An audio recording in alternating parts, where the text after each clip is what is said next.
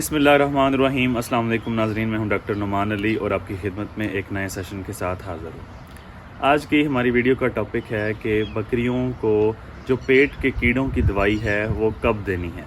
अब इसमें मुख्तलिफ सवाल ये पूछे जाते हैं, जवाब इस बात का सीधा साधा ये जवाब भी दिया जा सकता है कि पंच के ज़रिए पंच पिलाना है, निलजान प्लस पिलाना है, अल्बेंडाजोल पिलाना है, ये सबको पता है। लेकिन अब इसमें मुख्तलिफ सवाल ये पैदा होते हैं कि जैसे कि सवाल ये है कि जो छोटे बच्चे हैं उनको पहली बार डिवर्मिंग कब करवानी है, फिर उसके बाद दूसरी तीसरी चौथी डिवर्मिंग कब करवानी है। पहला क्वेश्चन ये है। उसके बाद दूसरा सवाल ये पूछा जाता है अक्सर कि प्रेग्नेंट बकरियों को, जो गबन बकरियां हैं, उनकी डिवर्मिंग करवानी चाहिए या नहीं करवानी चाहिए। उसके बाद सवाल ये पूछा जाता है कि बड़ी बकरियों को क्या पूरे के पूरे हर्ड को सबको एक बार डिवर्मिंग करवानी चाहिए जब आप करवा रहे हैं, या फिर कुछ सिलेक्टिव जानवर जो हैं, कुछ ख़ास जानवर हैं, उनकी डिवर्मिंग करवानी चाहिए। फिर ये भी सवाल पूछा जा सकता है कि क्या डिवर्मिंग वक्फे से बार बार करवानी चाहिए या नहीं करवानी चाहिए, और कौन सी ऐसी एज है जहाँ तक डिवर्मिंग जाके बंद कर देनी चाहिए। क्या जानवर अब क़ुव्वत मुदाफ़त ख़ुद अपनी पैदा कर चुका है, वो कौन सी स्टेज है। तो ऐसे मुख्तलिफ सवालात जो हैं वो डिवर्मिंग के हवाले से, यानी कि पेट के कीड़ों को कैसे ख़त्म करना है, इस हवाले से पूछे जाते हैं।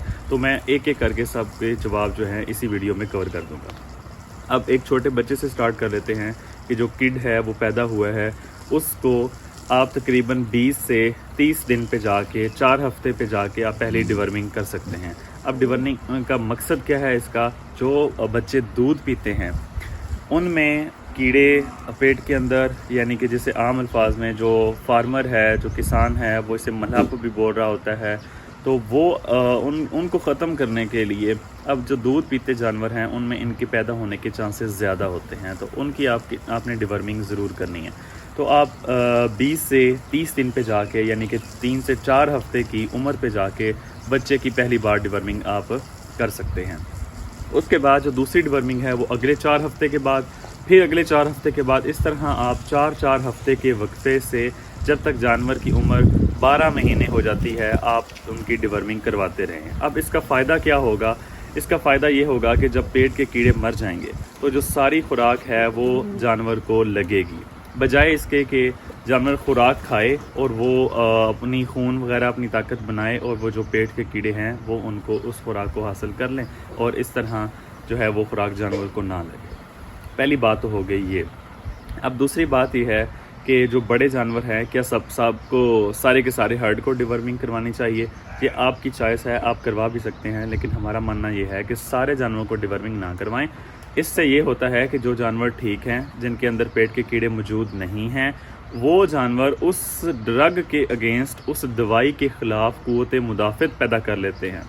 ठीक है, उससे क्या होता है कि जब उनके जिस्म के अंदर कीड़े होंगे पेट के अंदर, तब हम वो दवाई खिलाएंगे तो वो दवाई उन पे इफ़ेक्ट नहीं करेगी, क्योंकि हमने बिला वजह पहले ही उसे दवाई बार बार खिला चुके हैं, तो उसका इफ़ेक्ट अच्छा नहीं आएगा। इस वजह से जो जानवर बेहतर कंडीशन में हैं, जिनको डिवर्मिंग की ज़रूरत नहीं है, आप उनको ना करवाएं।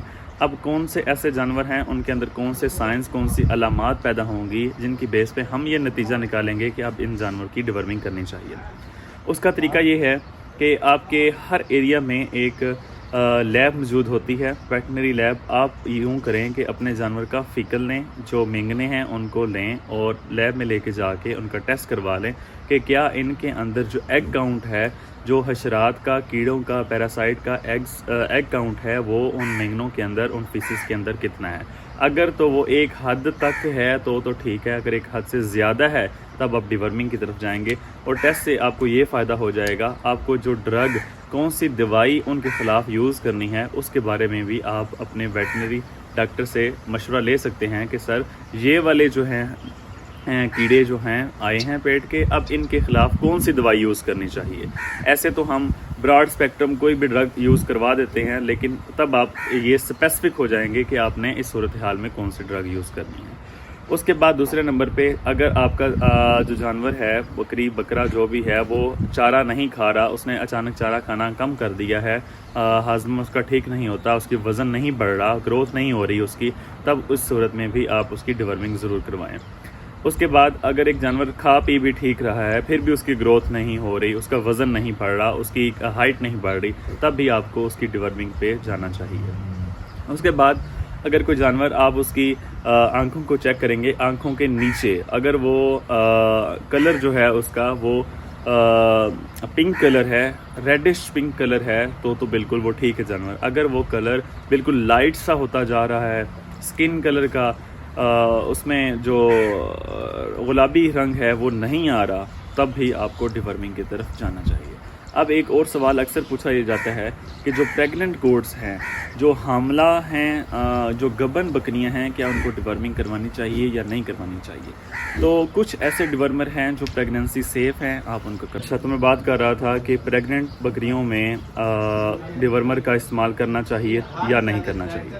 تو اس کا جواب یہ ہے کہ کچھ ایسے ڈیورمر ہیں جن کو آپ کر سکتے ہیں استعمال، پریگننسی سیف ہیں. فار ایگزامپل جیسے نیوزان پلس ہے، اس کے اندر جو 60 موجود ہیں وہ پریگننسی سیف ہیں. جو آئیور میکٹن ہے ایکٹو پیراسائٹس کے لیے بھی یوز ہوتا ہے، اور اینڈو پیراسائٹس یعنی کہ جو سکن کے اوپر حشرات موجود ہیں، جو چچڑ وغیرہ، جو فلائز وغیرہ آ جاتے ہیں، ان کے لیے اس کا استعمال ہوتا ہے. لیکن اس کا جو اثر ہے وہ جو معدے کے اندر، پیٹ کے اندر کیڑے ہیں ان کے لیے بھی استعمال ہوتا ہے. تو یہ بھی پریگننسی سیف ہے، آپ اسے کسی بھی وقت استعمال کر سکتے ہیں. نیوزان پلس کا بھی استعمال کر سکتے ہیں، اور آئیور میکٹن کا اور ڈورا میکٹن وغیرہ کا استعمال کر سکتے ہیں. لیکن جو البنڈازول 60 ہے اس کا ایفیکٹ ٹیریٹوجینک ہے، یعنی کہ ٹیریٹوجینک سے مراد یہ ہے کہ جو بچہ پیٹ کے اندر ہے وہ ابارشن بھی ہو سکتا ہے اس کا، اور اس کو جیسے دوسرے اثرات ہوتے ہیں کہ ٹانگیں بڑی ہو گئیں، موٹی ہو گئی، سر موٹا ہو گیا، ایسے جو نیگیٹو امپیکٹس ہیں بچے کی صحت پہ وہ پیدا ہو سکتے ہیں. تو آپ نے جو البنڈازول کا 60 ہے وہ آپ نے یوز نہیں کرنا. اب ایک اور سوال یہ پوچھا جاتا ہے کہ کون سے ہم یوز کر سکتے ہیں 60. تو مارکیٹ کے اندر البنڈازول موجود ہے، فی بنڈازول موجود ہے، می بنڈازول موجود ہے، آکسا فیکس کے نام سے آتا ہے، نیوزان پلس کے نام سے آتا ہے، پنچ کے نام سے آتا ہے. تو آپ نے ہمیشہ ڈیورمنگ کرواتے وقت یہ خیال رکھنا ہے کہ آپ نے ہمیشہ کمبینیشن میں یوز کرنی ہے. اگر آپ البنڈازول یوز کر رہے ہیں تو آپ نے صرف البنڈازول نہیں یوز کرنا، آپ نے 2 سے 3 60 جو ہیں ایٹ لیسٹ اکٹھے یوز کرنے ہیں. فار ایگزامپل جیسے نیوزان پلس ہے، اس کے اندر آکسیکلوزانائڈ اور کوبالٹ کا 60 موجود ہے، ایک اور 60 موجود ہے. تو اس طرح یہ کمبینیشن ہے 3 60 کا. تو آپ نے ہمیشہ کمبینیشن میں یوز کرنا ہے، کیونکہ کچھ ایسے پیراسائٹس ہوتے ہیں جو ایک ڈرگ کے خلاف پہلے ہی قوت مدافعت پیدا کر چکے ہوتے ہیں. تو اس صورت میں جو دوسرا 60 ہے وہ ان کو مارنے میں ہیلپ فل رہے گا. تو اس طرح ہمیشہ آپ نے کمبینیشن کے اندر یوز کرنا ہے. اور جو ایگزیکٹ ڈرگ کی ڈوز بنتی ہے ایک جانور کے وزن کے حساب سے، آپ نے اس ڈوز سے تھوڑا سا اوپر ڈوز استعمال کرنی ہے، تاکہ جو حشرات ہیں، جو پیراسائٹس ہیں، جو کیڑے مکوڑے ہیں، وہ اس ڈرگ کے خلاف ریزسٹنس، قوت مدافعت نہ پیدا کر سکے، وہ قوت مدافعت پیدا ہونے سے پہلے ہی مر جائیں. تو اس وجہ سے آپ نے جو ڈرگ کی ڈوز ہے وہ ہمیشہ کیلکولیٹڈ ڈوز سے تھوڑی زیادہ رکھنی ہے. تو یہ تھے ڈیورمنگ کے حوالے سے جو عام طور پہ لوگوں میں مسکنسیپشنز ہوتی ہیں، سوال پوچھے جاتے ہیں، تو میں نے کہا ان کو کلیئر کر دوں.